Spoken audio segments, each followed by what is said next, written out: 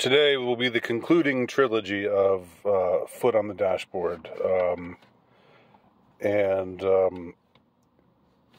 I want to continue with in the vein of what I talked about 2 days ago, which is about dystopia snuck up on us.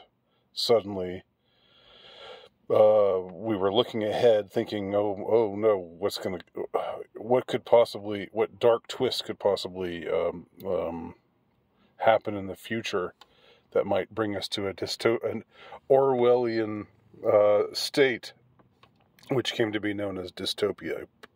Eventually, what's going to take us into Blade Runner territory? How are we going to end up in Terry Gilliam's Brazil? What's going to go wrong that's going to make us suddenly find ourselves in one of those types of cinematic or literary depictions of a hell on earth? And while we were thinking about it, it just happened. It just snuck up on us. Now, the other day I talked about this, and I talked about the long, not long, because it snuck up on us, right? If it was a really long march, then we could have said we saw it coming. But I think we can say, I can say with confidence in 2023, even though I'm living in the freest country in the world,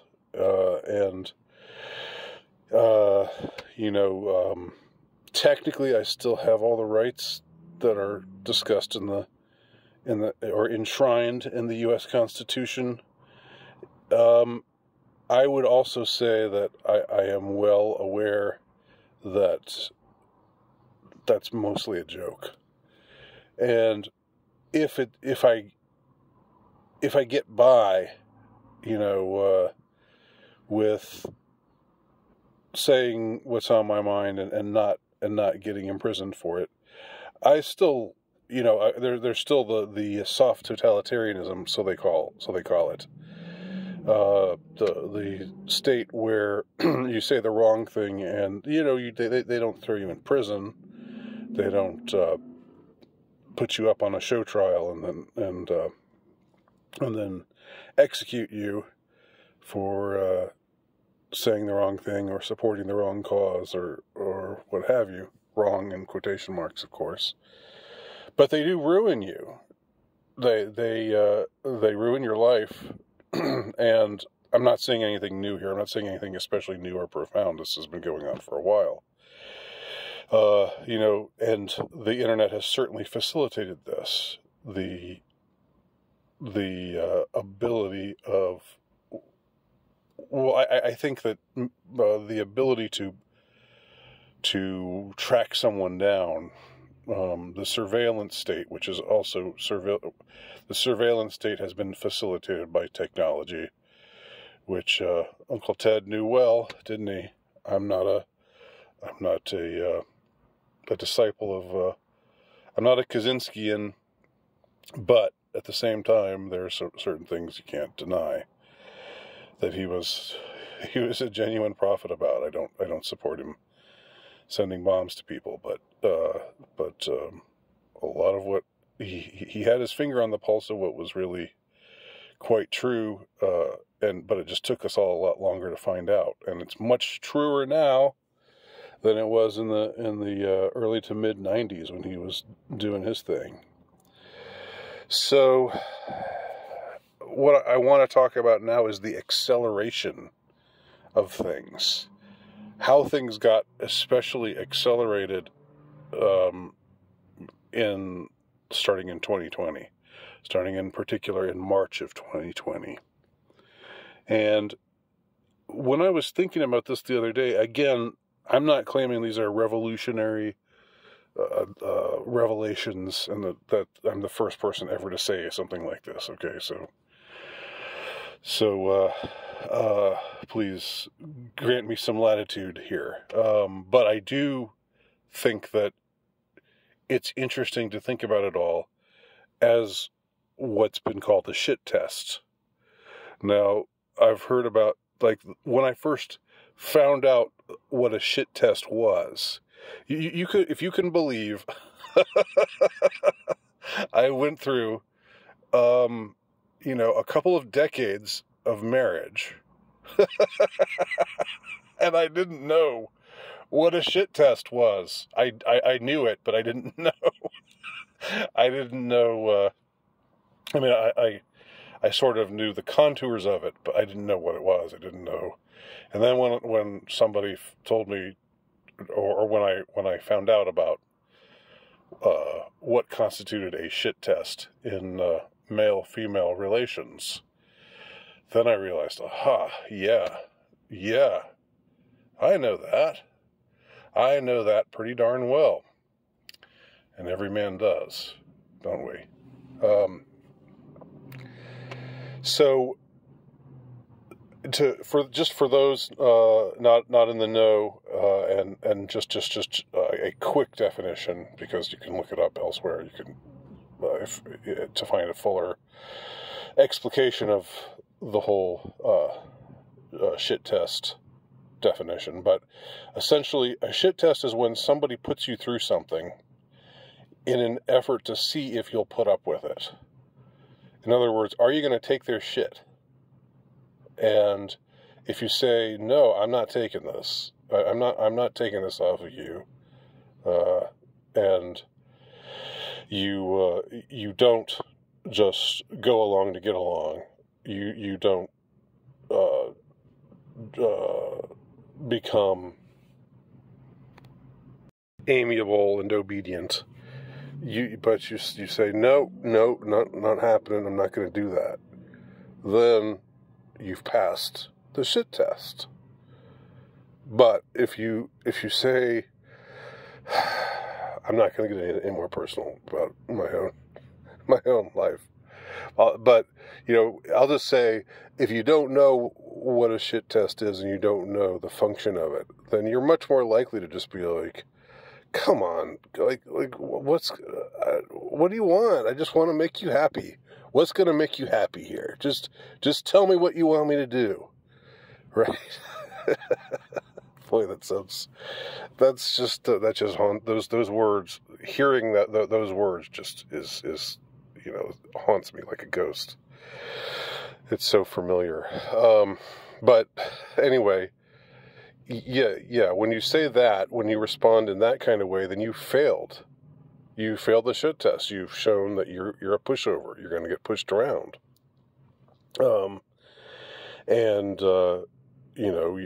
That's when you're not, in the context of male-female relationships, you've shown that you're not really a man.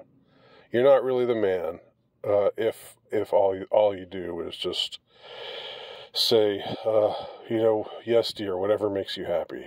And I'm not, like, there are reasonable requests. There are, I'm not saying anytime something is asked of you and you have to refuse to give it, or else you failed a shit test. I'm not saying everything is a shit test, but when it's something that's obviously unreasonable, when it's something where she's putting you through hell, she's playing mind games, she's really just, she's sincerely unhappy. So there's an aspect of it that's genuine, but there's definitely also an aspect of it that's highly manipulative. And it's just something that I think they do. That's just a fact of existence. And at one time, people knew what it was, knew what to call it, and knew what to do about it. That was when men were men.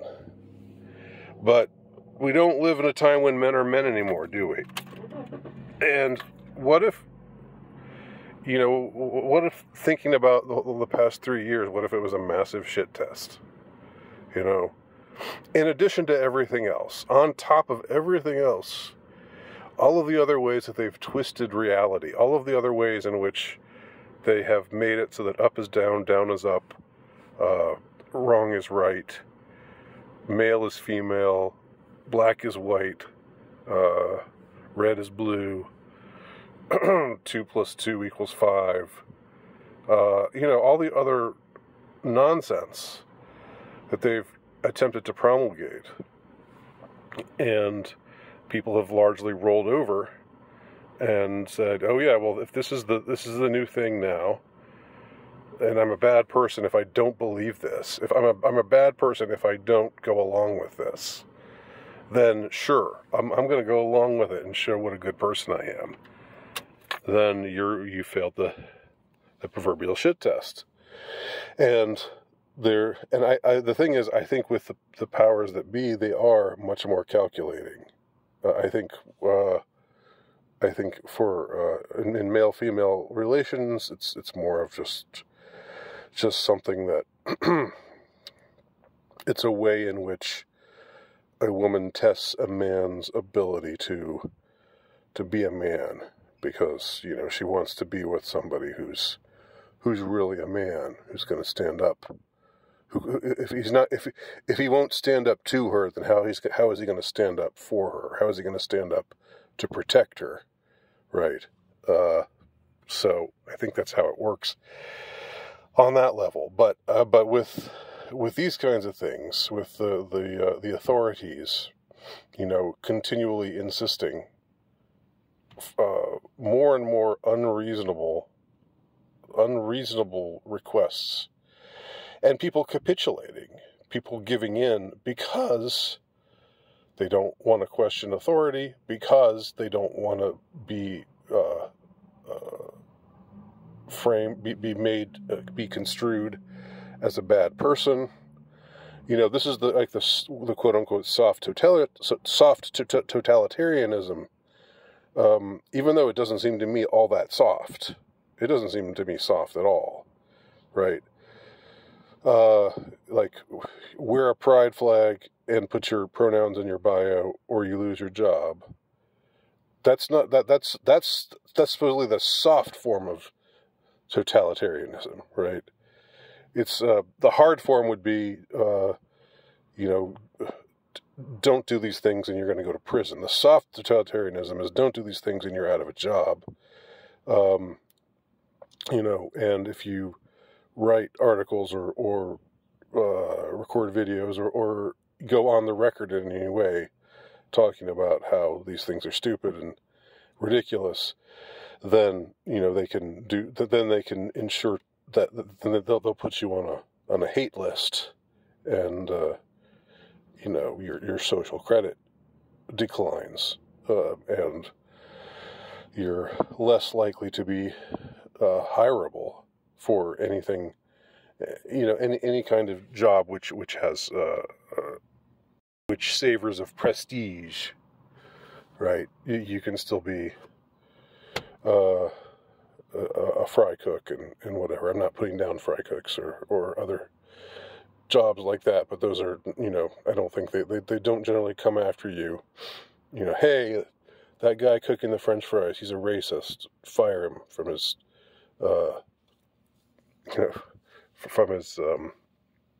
low-paying job with no prestige. But anyway, the people don't want to stand up, and part of this is because we are conditioned. We're socially conditioned to a certain state of tribalism, and under healthy conditions, tribalism is a very healthy thing. Solidarity with one's brethren is a healthy thing in the right context. But in the wrong context, with the wrong people in charge, with if you're being ruled not by just and good people with who have the best of intentions and desire the greatest good for the greatest number of people, but you're ruled by depraved pedophiles, and and other such creatures, such as the case today, then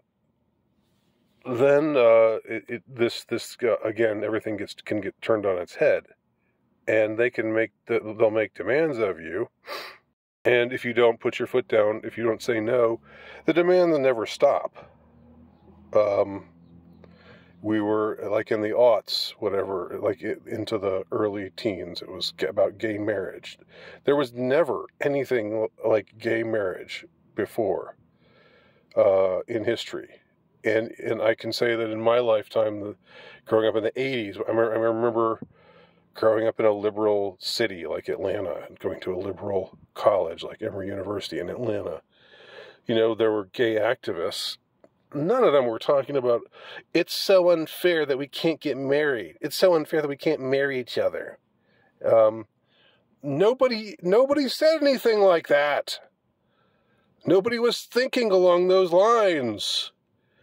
They had their grievances, but it wasn't about that. That just wasn't even on the menu. It wasn't on the table. Somewhere along the way, they said, "Hey, let's make this a thing now. Let's make it so that you have to call it marriage. You could live together with your boyfriend or your girlfriend and consider yourselves married. Nobody said that you couldn't." I mean, not everybody liked it. Not everybody was down with it. And yes, you probably faced, people being mean to you or being ugly in one way or another. Being ugly. Sorry, that's kind of a southernism there. And I was always like, leave them alone, let them do their thing. Don't be mean to them. I was liberal by 80s standards, and I haven't really changed. But somehow along the way, as they gain more power, as this whole movement grew, the movement that started out being called political correctness or PC, and eventually came to be called woke, but as it grew in power and clout, which was no coincidence. I mean, it grew in power and clout because it was being made to grow in power and clout. It wasn't because they were winning arguments left and right. It wasn't because they were showing themselves to be, a movement doesn't prosper because people see the error of their ways, they're convinced by an argument.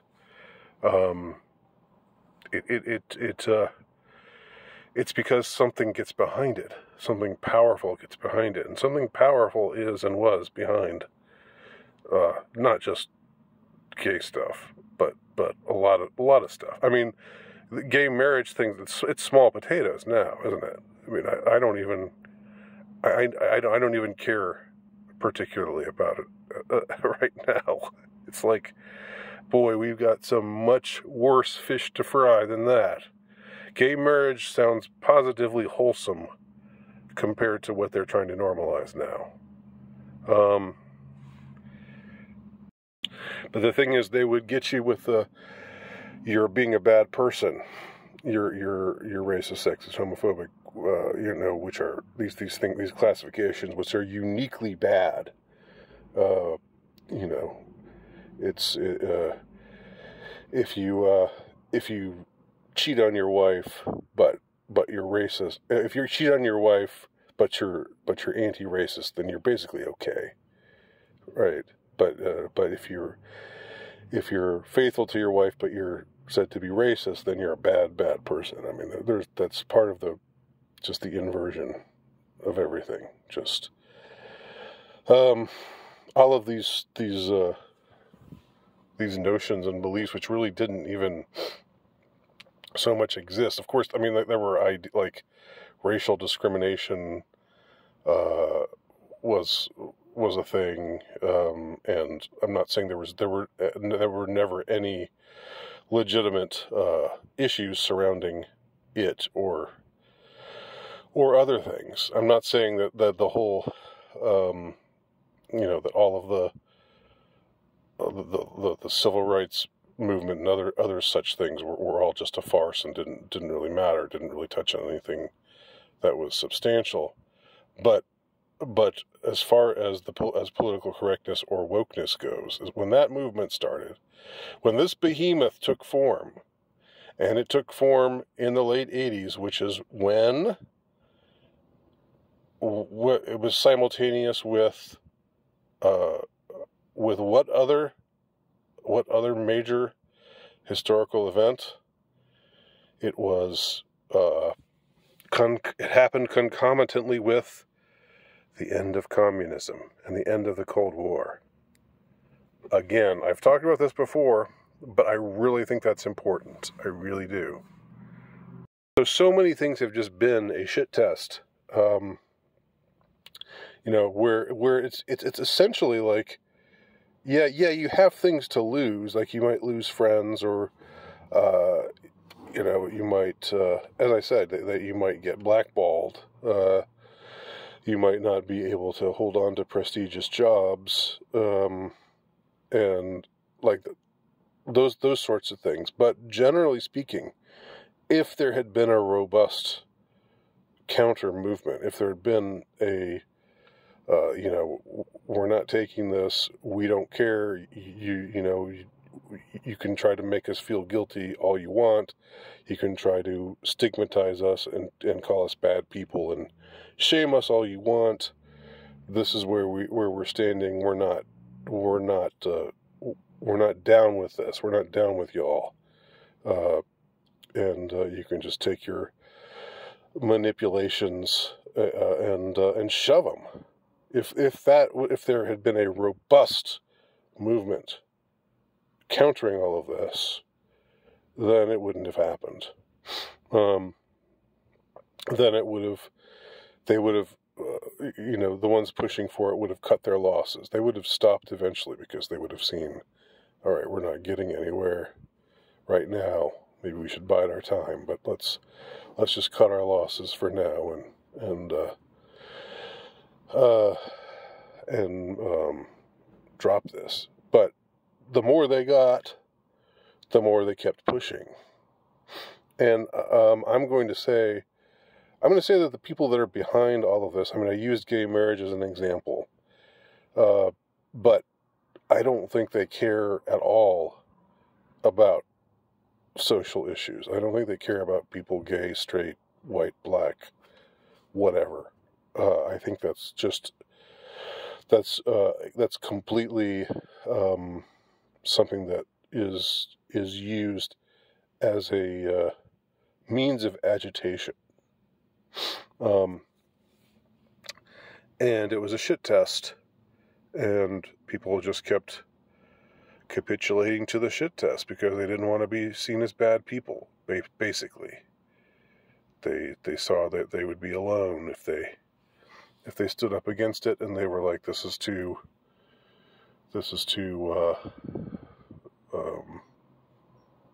onerous. I can't handle this. I can't stand up against this all by myself. So, and nobody's gonna be with me. So, I'll just capitulate. I'll just give in. And then once I give in, they'll go away. They'll stop. The shit test will stop. My wife will stop bullying me. My wife will stop pestering me. My wife will stop being demanding and being unreasonable. If I just break down and say, "Okay, honey, fine. Just what do you want? Just tell me what you want, and I'll give it to you. All right, I'll do whatever you want me to do." If you just say that, except to the authorities, then surely all this will end. Finally, at last. But it didn't, did it? Sure didn't. All right, I see now I'm going to have to break this into two separate video. So let's do one more dashboard video, and then we'll be done with the dashboard series. Thanks for watching. Leave your comments below.